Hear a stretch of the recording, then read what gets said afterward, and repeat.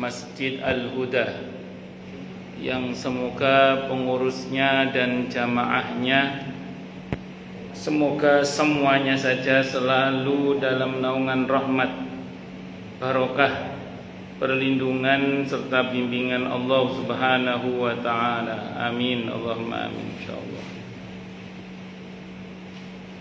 Allahumma inna nas'aluka ilman nafi'ah wa rizqan thayyibah wa amalan mutaqabbalah wa fatahallahu alaina futuhal arifin. Allahumma inna na'udzubika min ilmin la yanfa' wa amalin la yurfa' wa qalbin la yakhsha' wa du'a la yusma'. Allahumma ati anfusana taqwaha wa zakkiha anta khairu man zakkaha anta waliyuha wa maulaha. Amin, Allahumma amin insyaallah. Karena masih dalam suasana Syawal, saya ingin sampaikan taqabbalallahu minna wa minkum. Semoga Allah terima amal ibadah kita, wabil khusus selama bulan Ramadan kemarin, dan mudah-mudahan saat ini kita semua dan seterusnya ya, semoga selalu digolongkan oleh Allah dalam golongan hamba-hambanya yang bertakwa. Amin, Allahumma amin insyaallah. Malam ini insyaallah kita akan melanjutkan kajian tafsir Ibnu Katsir surah Al-Baqarah ayat 57. Kita baca bersama-sama dulu ya. A'udzu billahi minasy syaithanir rajim.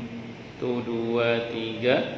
A'udzu billahi minasy syaithanir rajim. Al-Baqarah ayat 57. وَظَلَّلْنَا عَلَيْكُمُ الْغَمَامَ وَأَنزَلْنَا عَلَيْكُمُ الْمَنَّ وَالسَّلْوَىٰ. 1 2 3. وَظَلَّلْنَا عَلَيْكُمُ الْغَمَامَ وَأَنزَلْنَا عَلَيْكُمُ الْمَنَّ وَالسَّلْوَىٰ. Kulu min thayyibati ma razaqnakum. 1 2 3. Kulu min thayyibati ma razaqnakum wa ma zalamuna walakin kanu anfusahum yadhlimun. 1 2 3. Wa ma zalamuna walakin kanu anfusahum yadhlimun. Wa dhallalna 'alaikumul ghamama, dan kami naungi, alaikum atas kalian, al-ghamama awan. Jadi dan kami naungi kalian dengan awan. Wa anzalna, dan kami turunkan alaikum atas kalian al-manna, manna wassalwa dan salwa. Kulu, maka makanlah, min thayyibati ma razaqnakum, dari makanan yang baik-baik yang telah kami berikan kepada kalian sebagai rizki. Wa ma zalamuna, dan tiadalah mereka menganiaya kami, walakin kanu anfusahum yadhlimun, akan tetapi adalah mereka yang telah zalim, akan tapi adalah mereka justru yang berbuat zalim kepada diri mereka sendiri. Jadi kalau ada orang taat kepada Allah, yang untung ya dirinya sendiri. Kalau dia durhaka kepada Allah, yang rugi juga dirinya sendiri. Jadi jangan salah, kalau ada orang durhaka kepada Allah, jangan dikira Allah dizalimi. Allah tidak pernah dan tidak mungkin dizalimi. Yang terzalimi itu justru diri mereka sendiri, akibat dari perbuatan mereka. Bergabung jin dan manusia untuk durhaka kepada Allah tidak merugikan Allah sama sekali. Yang rugi siapa? Ya diri mereka sendiri. Sebagaimana kalau mereka taat, jin dan manusia semuanya kompak taat, itu juga tidak menambah kemuliaan bagi Allah, karena Allah sudah maha mulia. Allah itu maha, tidak butuh pada selainnya.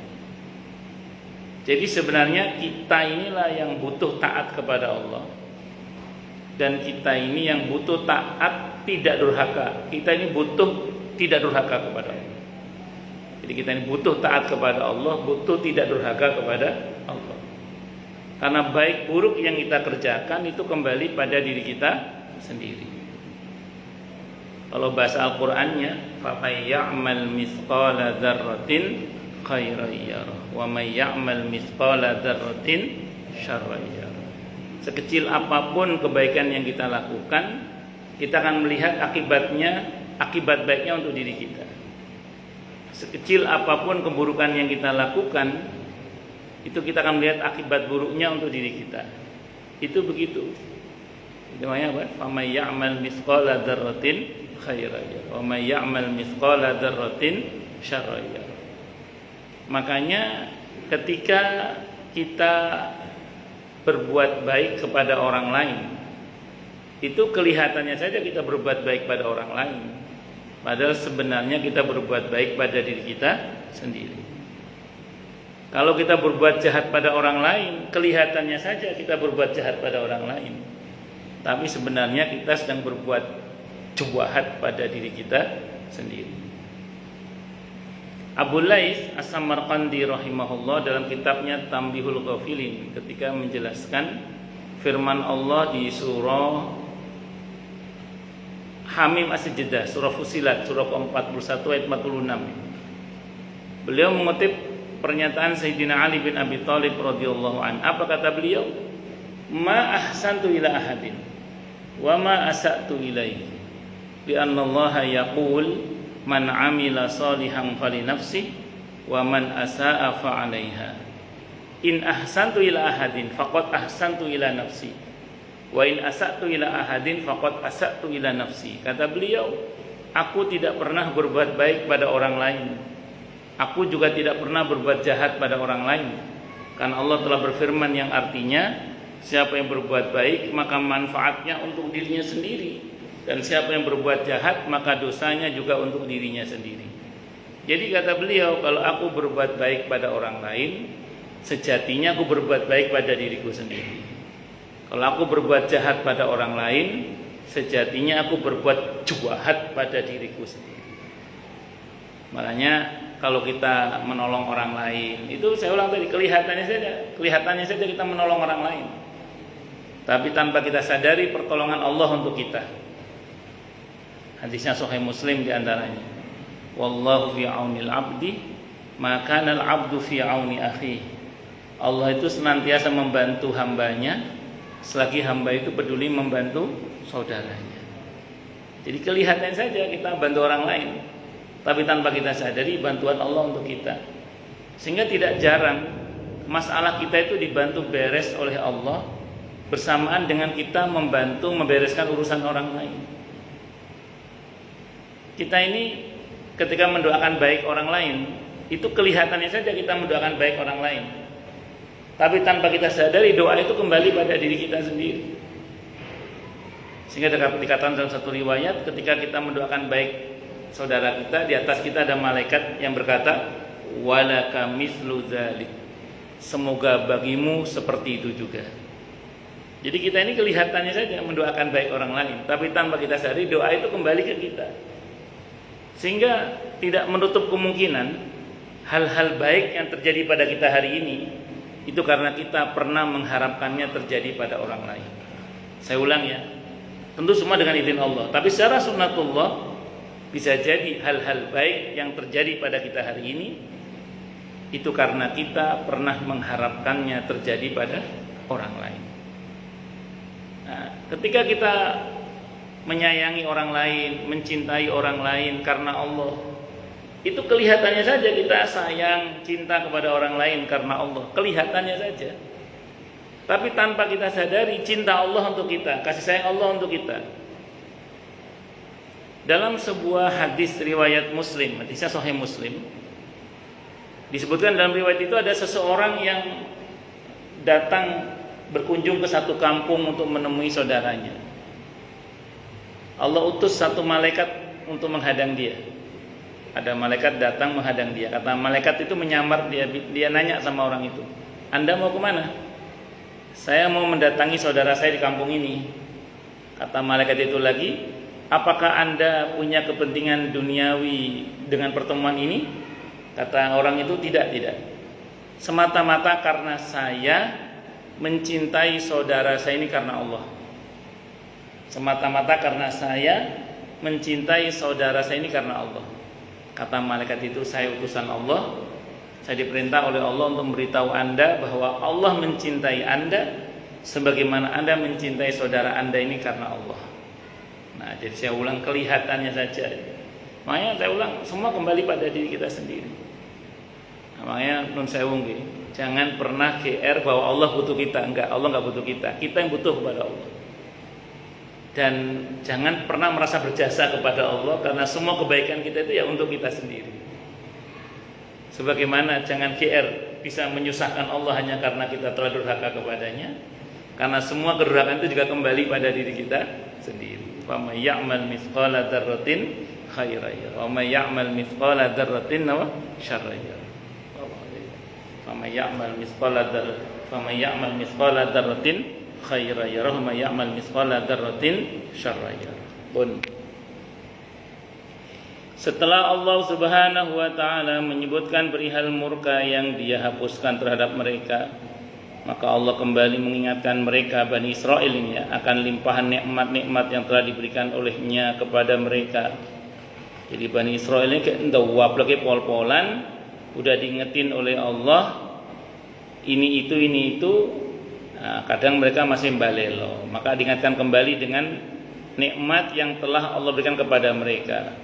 Untuk itu Allah berfirman, "Wa dhallalna 'alaikumul ghamama," dan kami naungi kalian dengan awan. Di saat itu orang Bani Israil dikawal oleh awan yang selalu menaungi mereka sehingga mereka tidak kepanasan. Al-ghamam adalah bentuk jamak dari ghamamah, di mana dinamakan demikian karena ghamamah menutupi langit, artinya awan putih.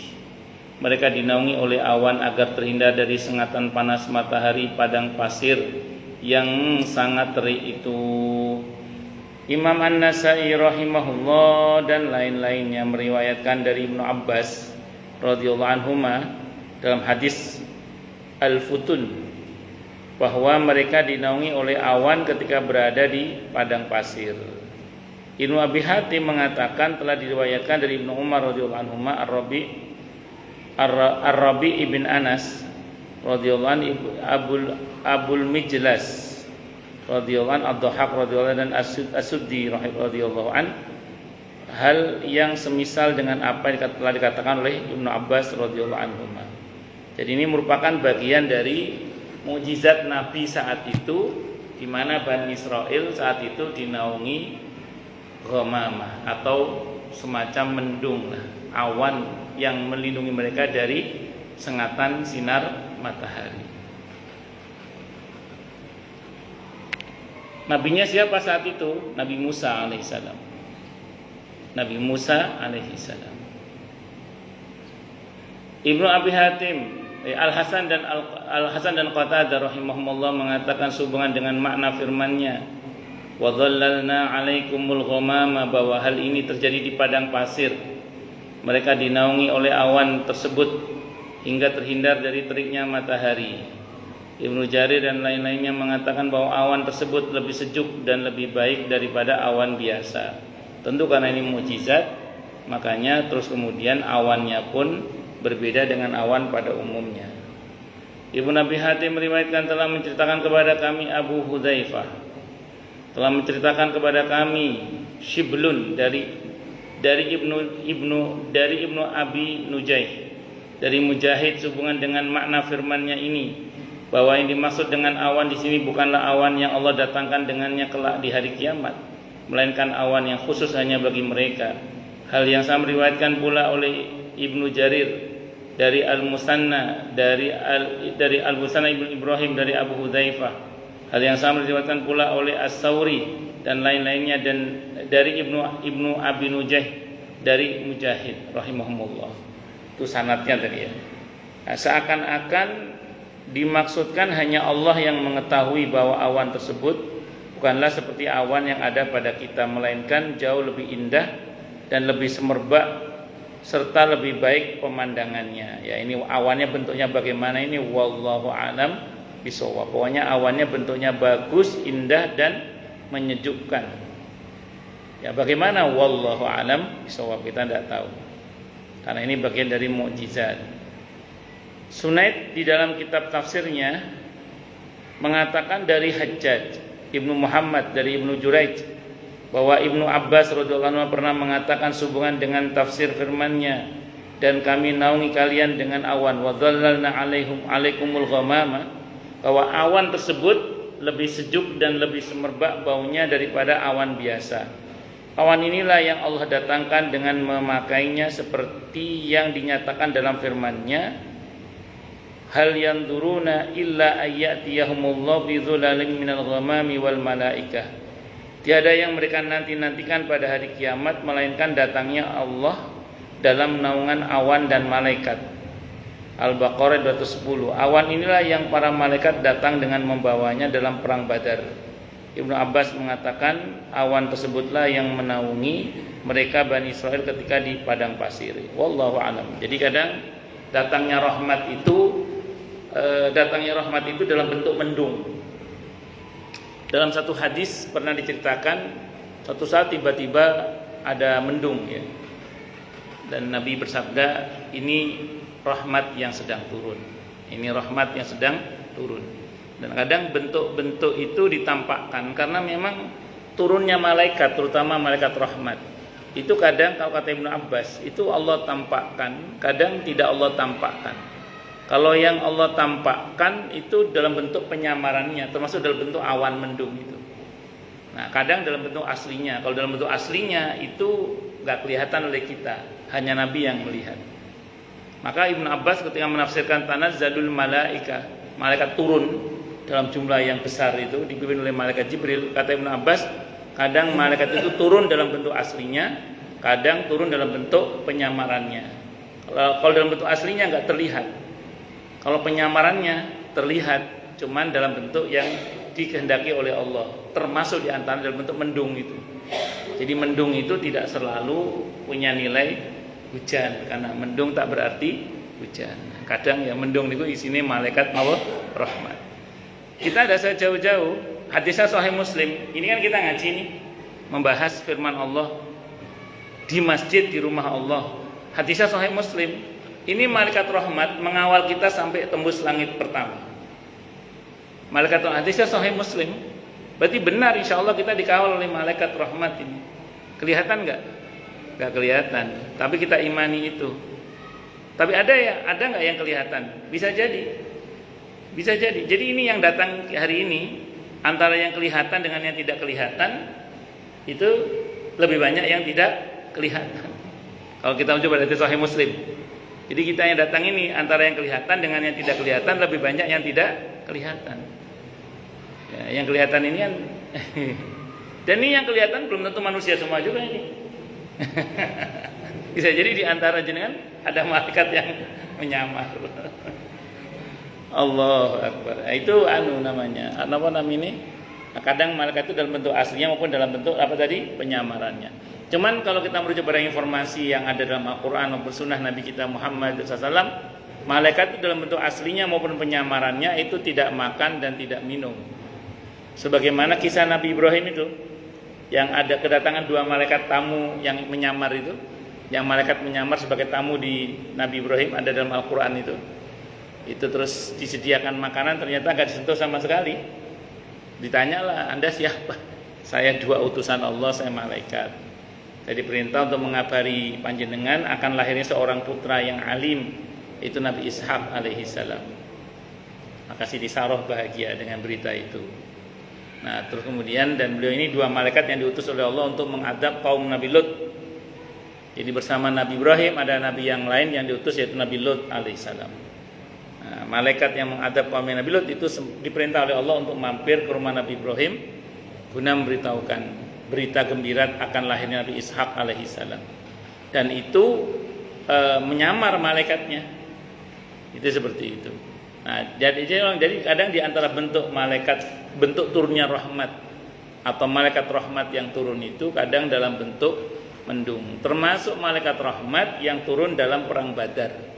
Itu ditandai dengan adanya mendung. Ternyata itu rombongan malaikat. Kalau di surah Ali Imran ayat 120 ke atas itu yang turun 3000. 125 kan akan turun 5000 malaikat yang bertanda, tapi nggak sampai turun yang 5000 itu.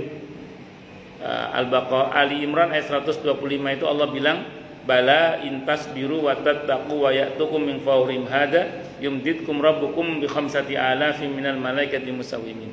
Benarlah wahai Nabi, kalau kalian bertakwa dan bersabar, sekiranya mereka menyerang kalian secara tiba-tiba, maka Allah akan utus 5000 malaikat yang bertanda untuk membantu kaum muslimin. Tapi ini enggak sampai turun yang 5000 ini.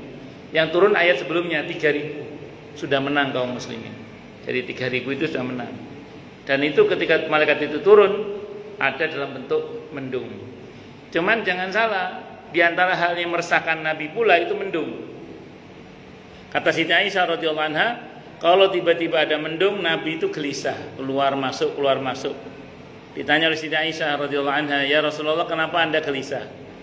Ini aku mendung, ini aku ngeliat mendung. Saya cuman khawatir kalau yang turun bukan air, tapi adab. Karena ternyata umat nabi-nabi sebelumnya itu ketika akan diadab itu yang datang mendung. Jadi pasukan malaikat rahmat bentuknya ya mendung, adab mau turun itu juga mendung. Jadi ada hal yang meresahkan Nabi di antara mendung itu. Di antara mendung itu Nabi juga, mendung hitam itu Nabi resah. Kenapa? Khawatir umatnya diadab. Walaupun akhirnya turun ayat yang menegaskan umat ini tidak akan diadab selagi masih ada Rasulullah Muhammad SAW dan selagi masih beristighfar. Dua ini pegang baik-baik. Nah, jadi umat Nabi Muhammad SAW itu tidak dijamin oleh Allah tidak akan diadab selagi satu masih ada Rasulullah Muhammad SAW, yang kedua masih mau beristighfar. Rasulullah sudah menghadap kepada Allah. Menghadirkannya bagaimana? Hadirkan dengan memperbanyak bersalawat untuk beliau dan menghidupkan sunnah beliau.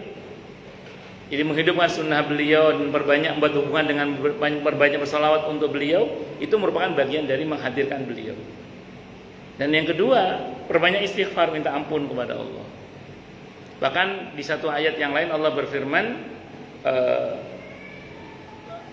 la yu'adzibullahu ma yaf'alullahu bi'adzabikum in syakartum wa amantum. Allah tidak akan bertindak mengadab kalian selagi kalian masih mau bersyukur dan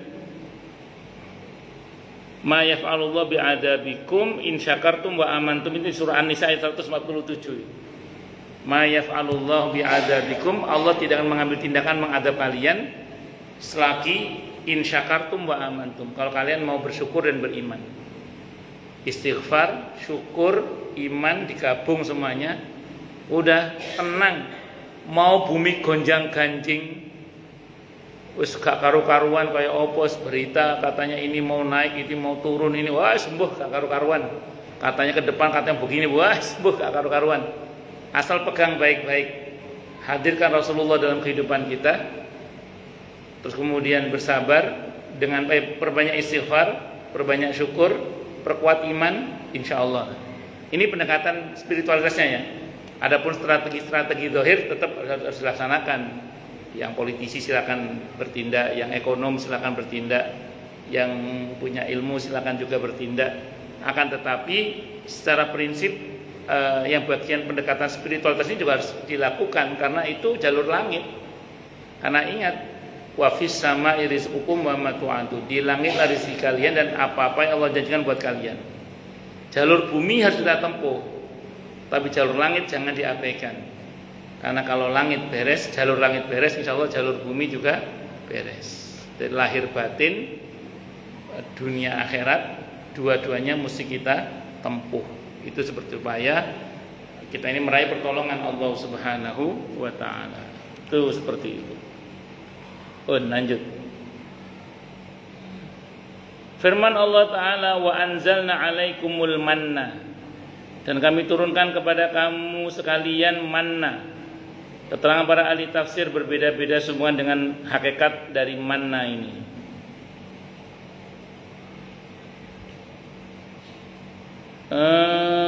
Ali bin Abi Thalha meriwayatkan dari Ibnu Abbas radhiyallahu anhu bahwa manna turun pada mereka di pohon-pohon.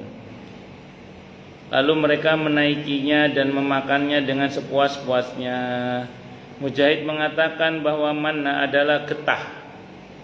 Ikrimah mengatakan bahwa manna ialah sesuatu makanan yang diturunkan oleh Allah kepada mereka seperti hujan gerimis. As-Suddi mengatakan bahwa mereka berkata, "Hai Musa, bagaimanakah kami dapat hidup di sini tanpa ada makanan?" Maka Allah menurunkan manna kepada mereka. Manna itu turun lalu terjatuh pada pohon zanjabil jai. Qatadah mengatakan bahwa manna turun di tempat mereka berada seperti turunnya salju. Bentuknya lebih putih daripada susu dan rasanya lebih manis daripada madu. Manna turun kepada mereka mulai dari terbitnya fajar hingga matahari terbit. Dari terbitnya fajar hingga matahari terbit, sejenak berarti. Seseorang dari mereka mengambil sekadar apa yang cukup bagi keperluannya di hari itu. Apabila ia mengambil lebih dari itu, maka manna menjadi busuk dan tidak tersisa. Akan tetapi bila hari yang ke-6 tiba, yakni hari Jumat, maka seseorang mengambil kebutuhannya dari manna untuk hari itu dan hari besoknya. Mengingat hari besoknya adalah hari Sabtu, karena hari Sabtu merupakan hari libur mereka. Tiada seorang pun yang bekerja pada hari itu untuk penghidupannya. Hal ini semua terjadi di daratan.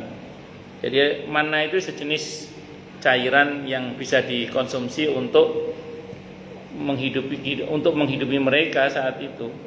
Bentuknya tadi putih, seperti lebih putih daripada susu, lebih manis daripada madu. Ada yang mengatakan itu sejenis getah, ada yang mengatakan ya kayak sejenis hujan, ya anugerah dari Allah yang Allah turunkan dalam bentuk seperti hujan gerimis. Ada yang mengatakan seperti salju, semacam-macam pendapat ini. Tapi intinya ini minuman, sejenis suplemen lah untuk menopang kehidupan orang-orang pada masa itu. Dan ini anugerah dari Allah. Ini mereka diberi rizki oleh Allah tanpa harus berusaha. Nah, ini namanya makom tajrid. Jadi mengada jenis rizki itu yang kita nggak usaha-usaha, tapi rizki itu datang. Tapi ini khusus ya, tidak semua mendapatkan bagian-bagian begini. Dan ini lagi-lagi bagian dari mukjizat Nabi Musa alaihissalam. Nah, bagian dari mukjizat Nabi Musa alaihissalam. Kalau jenengan buatan usaha, insya Allah, insya Allah. Ya sebenarnya gini sih, kalau kita bicara tentang keyakinan soal rizki itu, dalam satu riwayat yang sahih disebutkan, rizki itu seperti ajal, karena kemanapun kita lari tetap terkejar. Ya, rizki itu seperti apa? Ajal. Kemanapun kita lari tetap apa? Terkejar. Kalau merujuk pada keyakinan itu, seperti yang kata Hasan Al-Basri rahimahullah, bahwa saya itu nggak pernah khawatir tentang rizki saya, kata beliau. Yang menjadi bagian saya tidak akan diambil oleh orang lain, dan yang menjadi pekerjaan saya tidak akan dikerjakan oleh orang lain. Itu kata Hasan Al-Basri. Makanya dalam keyakinan kaum muslimin ya, rizki itu kalau memang jatahnya nggak tahu gimana ceritanya sampai. Cuman begini, ini catatan pentingnya. Kita ini kan diperintah oleh Allah untuk berusaha. Nah, karena ada perintah maka kita berusaha. Usaha itu sama sekali tidak menentukan jatah rizki kita, karena jatah rizki kita sudah Allah tetapkan di Lauhul Mahfuz sana. Tapi usaha itu merupakan bentuk ketaatan kita kepada Allah, karena Allah nyuruh kita berusaha. Terserah usahanya, bisa jalur langit, doa, sholat duha, istighfar, baca suratul waqiah, silaturahim dan sedekah dan macam-macam. Tapi bisa juga usaha secara zahir, buka toko, buka bisnis, usaha, ya membangun jaringan macam-macam. Monggo silakan aja. Tapi satu hal yang pasti, itu semata-mata sebagai bentuk ketaatan kita kepada Allah. Satu dulu. Yang kedua, orang itu tadi saya ulang dalam riwayat yang sahih tadi, seperti ajal rizki itu kemanapun kita lari akan tetap terkejar. Memang walaupun kita nggak usaha, kalau memang jatah kita nggak tahu gimana ceritanya sampai aja pokoknya. Tapi Beda dengan kalau kita berusaha. Orang kalau berusaha, rizki itu sampai dengan cara yang mulia. Tapi kalau nggak pakai usaha dalam pengertian berpangku tangan ya, ini nggak berlaku untuk pensiunan ya. Pensiunan bukan nggak berusaha, sudah berusaha kalau pensiunan. Termasuk orang tua yang sudah mendidik anak-anaknya hingga jadi anak-anak yang soleh, terus orang tuanya dibagi, itu termasuk sudah usaha. Maksud saya ini karena ada orang nggak usaha, muales. Kalau jatahnya nggak tahu gimana ceritanya sampai aja rezeki itu. Cuman dengan cara dikasihani. Dengan cara apa? Dikasihani. Akhirnya ya nggak mulia gitu. Jadi sampainya itu tidak dengan memuliakan. Tapi kalau kita usaha, kita berusaha, itu sampainya rezeki pada kita itu dengan dalam keadaan kita itu dimuliakan. Kenapa? Karena ada unsur usaha tadi itu. Baik usaha zahir maupun usaha batin dalam hal ini. Allahu Akbar. Nah, kemudian, dan saya ulang, ini konteksnya adalah rezeki dari Allah, dan ini bagian dari mukjizat Nabi Musa alaihi salam. Ar-Rabi Ibnu Anas mengatakan bahwa manna adalah minuman yang diturunkan kepada mereka kaum Bani Israel. Rupanya seperti madu, mereka mencampurnya dengan air lalu meminumnya. Wahab ibn Munabbih pernah ditanya mengenai manna, ia menjawab bahwa manna adalah roti lembut seperti biji jagung atau seperti dedak. Abu Ja'far Ibnu Jarir meriwayatkan telah menceritakan kepadanya Muhammad ibn Ishaq, telah menceritakan kepada kami Abu Ahmad, telah menceritakan kepada kami Israel dari Jabir dari Amir itu Asy-Sya'bi yang mengatakan bahwa madu kalian ini merupakan sepertujuh dari manna. Hal yang sama dikatakan pula oleh Abdurrahman ibn Zaid ibnu Aslam bahwa manna adalah madu, cuman dulu madunya lebih lagi gitu ya. Telah disebutkan di dalam syair Umayyah Ibnu Abi Silk tentang seperti berikut. Fara'allahu annahum bimadi'in la bidhi mazra'in wala masmura. Fasanaha alaihim ghadiyatin wa taramuznahum khalaya wa khura. Asalan natifan wa ma'an furata wa haliban dabahjatin marmura. Allah melihat bahwa mereka berada di tempat yang tandus, tiada tanaman dan tiada buah-buahan. Maka dia menyiram mereka dengan hujan, dan mereka melihat hujan yang menimpa mereka berupa tetesan madu dan air yang jernih, serta air susu yang murni lagi cemerlang. Itu namanya tadi apa? Manna. Nanti berkaitan dengan salwa, sebelum kita break adzan ya. Kalau salwa itu nanti seperti burung puyuh. Jadi mereka itu diberi makanan yang sehat lah oleh Allah, minuman yang sehat dari langit, terus kemudian binatang sejenis burung puyuh. Ada yang mengatakan, saya bukan ahlinya, ada yang mengatakan ahli gizi itu mengatakan termasuk daging binatangnya saya itu binatang yang bisa terbang dan bisa berenang. Ada yang mengatakan, jadi binatang yang bisa terbang dan bisa berenang itu dagingnya katanya sehat. Nah, ini sejenis puyuh atau burung yang bisa terbang lah. Nah, nanti pada masanya di mana Bani Israil ini kurang bersyukur, sehingga mereka karena merasa dikasih makan itu bosen lama-lama. Kalau bahasa kita, yo mosok tiap hari makannya manna dan salwa terus, padahal makanan sehat. Boyo dikasih makanan yang ada bawangnya, ada kacang adasnya. Kalau bahasa kita, boyo ada ramesnya, ada rawonnya, ada pecelnya. Akhirnya yang terjadi adalah ya justru mereka akhirnya menuntut diganti yang lebih baik diganti dengan yang tidak lebih baik. Akhirnya yang malah tidak sehat itu kan. Wallahu a'lam bishawab. Makanya kita harus belajar bersyukur nggih. Ngaten wallahu a'lam bishawab. Kita break adzan dulu nggih.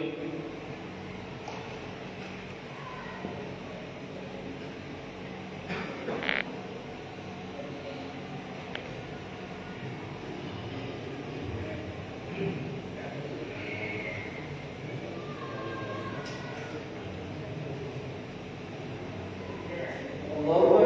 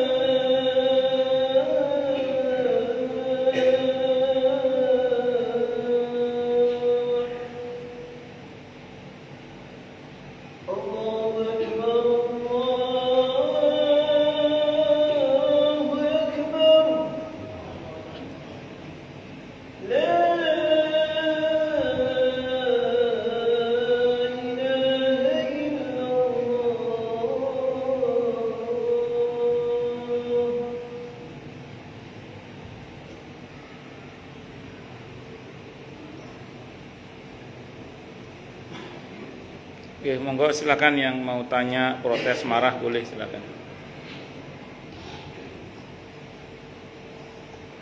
Masalah yang lain boleh, monggo.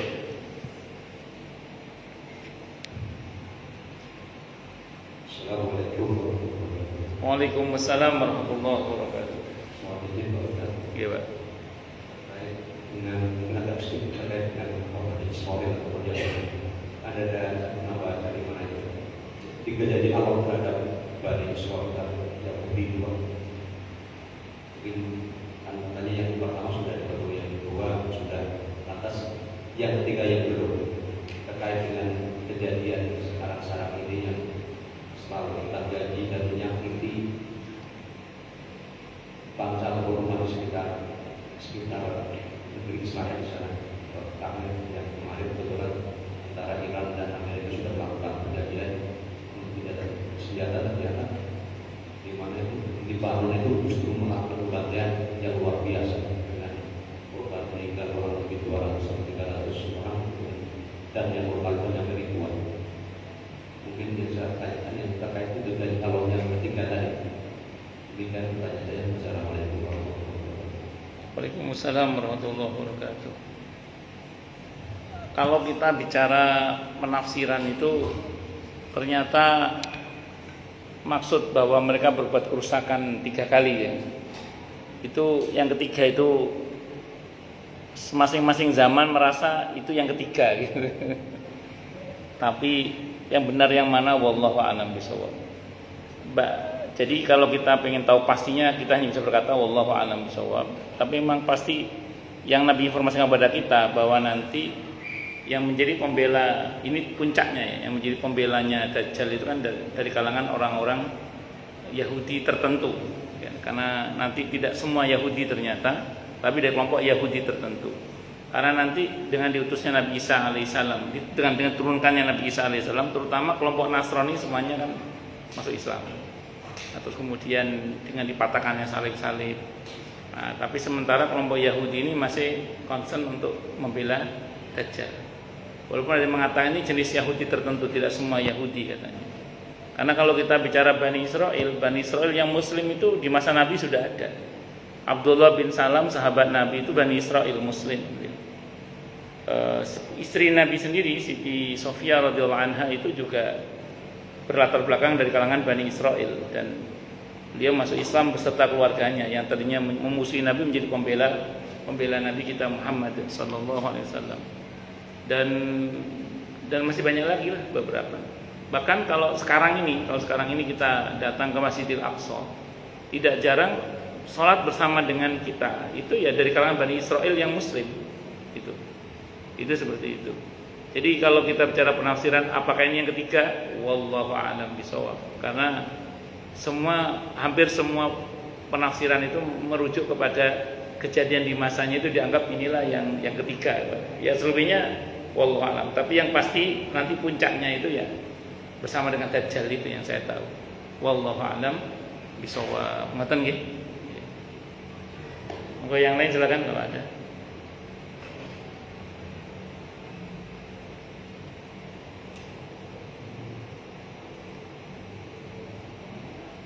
Jelas semua atau tidak jelas semua?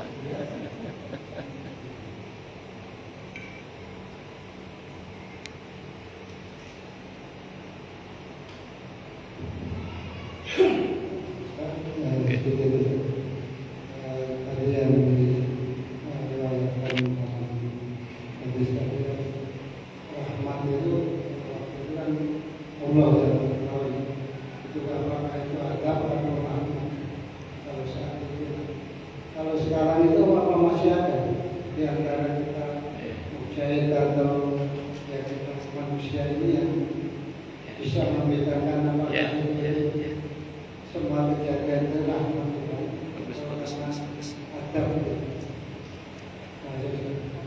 Kalau saat itu kan memang terkonfirmasi wahyu ya, karena jaminannya yang bersabda adalah para nabi dan rasul. Kalau zaman sekarang kita nggak bisa. Paling kita hanya bisa menandai saja. Menandai dengan menduga-duga dan berbaik sangka kepada Allah itu lebih baik daripada berburuk sangka. Contoh gini misalnya, ini contoh. Ini kesaksian para sahabat ya. Saya itu sudah lupa kalau pasnya kapan malam qadar itu terjadi. Cuman seingat-ingatnya saya, ini kata para sahabat, di malam di mana malam qadar itu terjadi, pagi harinya itu matahari terbit dengan begitu terangnya, tapi dengan cahaya yang tidak menyilaukan dan tidak menyengat misalnya. Redup ya kayak semacam tadi ada kayak semacam mendung, tapi ada semacam mendung tapi bukan mendung yang gelap, tapi apa? Itu sebagai bentuk isyarat adanya rahmat yang turun. Ya bisa jadi pada momen-momen tertentu di mana langit misalnya cerah tapi tidak panas kemudian. Nah, itu kan kita bisa membacakan dengan bahwa ini adalah rahmat Allah gitu.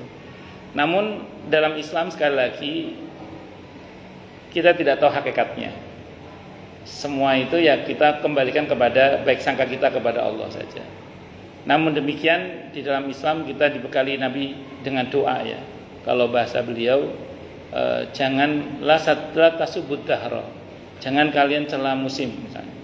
Kayak sekarang misalnya tiba-tiba mendung, hujan. Kan dalam Islam secara prinsip kita tidak boleh mencela musim atau mencela angin, mencela keadaan. Yang ada adalah kita diajar doa.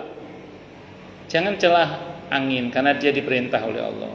Mintalah kepada Allah kebaikan yang dibawa olehnya dan berlindung kepada Allah dari keburukan yang ada pada dirinya misalnya. Demikian juga berkaitan dengan hujan, kita disuruh minta hujan yang bermanfaat dan berharap agar kemudian hujan ini tidak menjadi bahaya bagi kita dan begitu seterusnya.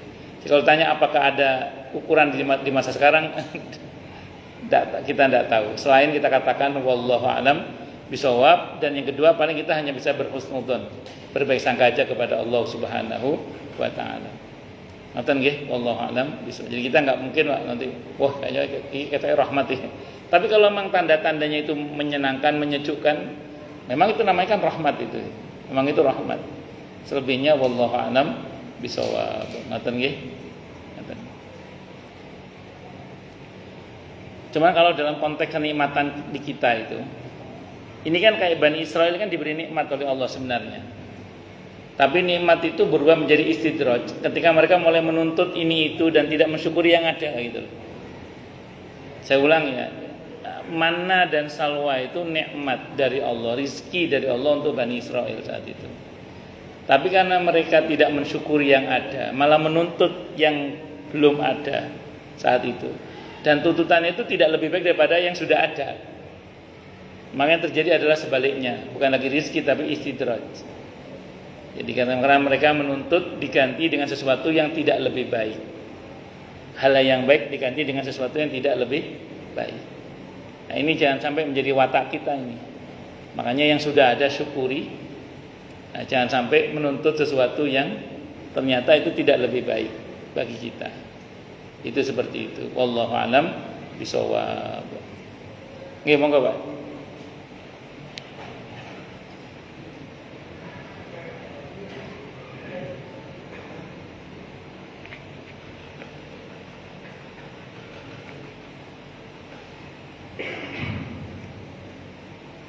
Assalamualaikum warahmatullahi wabarakatuh. Waalaikumsalam warahmatullahi wabarakatuh. Ini kita masalah Syiah, katanya Syiah itu sesat katanya. Tapi Syiah sendiri katanya itu sebetulnya ada Syiah yang memang sesat, ada yang Syiah sebetulnya tidak sesat gitu. Jadi di Irak sebetulnya tidak semua Syiah itu sesat, karena ada beberapa Syiah yang sebetulnya masih ikuti seperti Islam yang kita gitu. Misalnya masih menjunjung pimpinan Muhammad dan sahabat-sahabatnya. Memang ada juga Syiah yang katanya yang tidak amin dengan sahabat-sahabat Nabi. Jadi katanya itu sebetulnya di Indonesia itu Syiah itu sengaja dikaburkan supaya kita berpecah belah gitu, berpecah belah di Indonesia gitu, Islamnya. Sehingga seperti sekarang negara Iran sendiri, kenapa kita banyak yang nggak membantu Iran? Alasannya Syiah, sedangkan Syiah yang di Iran sendiri sebetulnya mereka itu ada yang sekarang yang komunis ini sebetulnya Syiah yang lurus gitu. Jadi mungkin sedikit penjelasan apa memang betul Syiah itu sesat atau memang ada yang seperti itu, karena kita kan juga orang awam. Terima kasih. Wassalamualaikum warahmatullahi wabarakatuh. Waalaikumsalam warahmatullahi wabarakatuh. Ada di dalam tubuh Syiah itu ada firqah-firqah memang. Ada di antara firqah Syiah itu yang mirip Ahlus Sunnah. Mereka memuliakan para sahabat, para istri Nabi. Ya mirip Ahlus Sunnah, tasyayyu'. Tapi ini mungkin sudah tidak ada barangkali. Yang ini. Yang tasyayyu' ini namanya. Jadi Syiah pahamnya paham tasyayyu'. Tapi ini sudah enggak ada kali yang ini. Yang belakangan yang mirip Ahlus Sunnah lagi itu, ini yang bisa ditolerir maksudnya, itu Syiah yang Zaidiyah. Cuman Syiah Zaidiyah yang sekarang ini kayaknya beda dengan Syiah Zaidiyah yang dulu. Jadi sekarang ini juga ada namanya Syiah Zaidiyah. Cuman nampaknya beda dengan Syiah Zaidiyah yang dulu itu. Jadi apapun namanya terhadap paham Syiah ini, hendaklah kita Ahlus Sunnah itu ya waspada gitu aja. Kalau mengenai gerakan politik hari ini, saya cuma bisa berkata begini Pak, kalau saya pribadi itu ya. Saya tidak mau terjebak kepada sekelompok orang yang terlalu memuji-muji Iran itu ya. Terlalu itu. Karena kalau kita bicara latar belakang kasus penggulingan Saddam Hussein, ya siapa di balik itu misalnya. Beberapa kasus pembantaian di beberapa wilayah kaum muslimin, di belakangnya siapa, kan tidak bisa, sejarah kan nggak bisa ditutupi Pak, bahwa ada peran Iran di balik semua itu kan. Itu yang kerjasama dengan siapa lah. Anda lihat, tinggal baca beritanya, saya nggak usah Nah, itu yang saya maksud. Saya nggak mau terlalu memuji-muji. Tapi saya juga tidak mau larut dalam sebagian kelompok yang terlalu mencecar Iran sampai seolah-olah dia mau membela Israel. Oh, jelas-jelas kafir kok dibela. Maka saya cuma berkata begini, perkataan saya. Jadi saya senang yang zalim ada yang menghardik. Saya senang yang zalim dihancurkan. Dan saya tentu berharap, fokus saya bukan berharap siapa menang di antara keduanya, Saya berharap pada Allah semoga Palestina segera merdeka dan kita bisa sholat dengan leluasa di Masjidil Aqsa. Itu fokus harapan saya. Jadi saya nggak fokus pada harapan menangkan yang ini. Tidak, saya lebih fokus kepada Palestina merdeka, kita bebas sholat di Masjidil Aqsa. Soal caranya terserah Allah. Nah, yang terjadi sekarang ini ya saya cuma bisa berkata ya saya senang aja yang zalim ada yang menghardik. Saya senang aja bahwa yang zalim dihancurkan gitu. Saya senang aja. Tapi saya tidak mau larut dalam bentuk tadi itu. Nun sewu nggih, ada beberapa orang yang terlalu memuji-muji Iran sampai terus kemudian nun sewu tanpa dicari paham-paham Syiah mulai masuk di situ. Nah, saya nggak mau seperti itu. Tapi saya juga tidak mau terlalu mencela-cela Iran sampai seolah-olah kita mesti bela Israel, seolah-olah kita mendukung Zionis. Cukup kita waspada saja. Satu hal yang ngeri dari paham ini adalah dari paham Syiah ini adalah taqiyah. Berpura-pura itu bagian dari syariat mereka. Ini yang agak susah. Jadi non sewu kalau mereka masuk dalam satu komunitas dan mereka bertakiyah kadang susah membedakan. Itu seperti itu. Nah, makanya kita mesti berhati-hati. Wallahu alam. Walaupun tadi Bapak bilang tadi betul ada kelompok-kelompok. Cuman masalahnya sepertinya sudah tidak ada kelompok itu. Tasyayyu' termasuk juga diantaranya apa tadi Zaidiyah tadi itu. Wallahu alam bisawab. Ini sudah bunyi tit. Cukup dulu? Atau Bapak mau ngomong? Kenapa? Dikit aja kan. Monggo. Oke, monggo.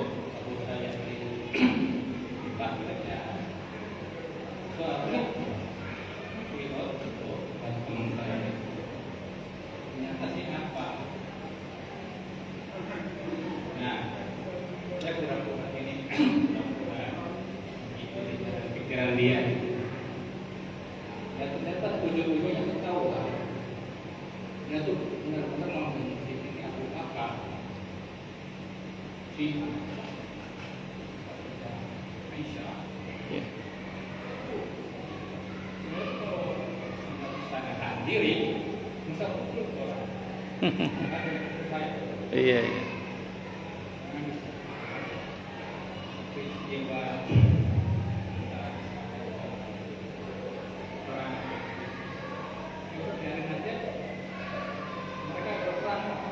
Ya. Ya.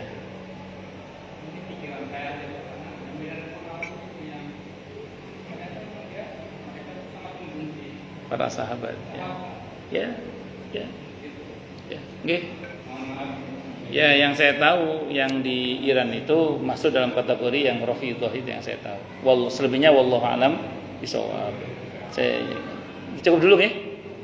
Kita tutup dengan hamdalah, alhamdulillahirabbil alamin, subhanakallahumma bihamdika, asyhadu an la ilaha illa anta astaghfiruka wa atubu ilaik. Sallallahu alaihi Muhammad wa ala alihi wasallam. Saya mohon maaf. Wassalamualaikum warahmatullahi wabarakatuh.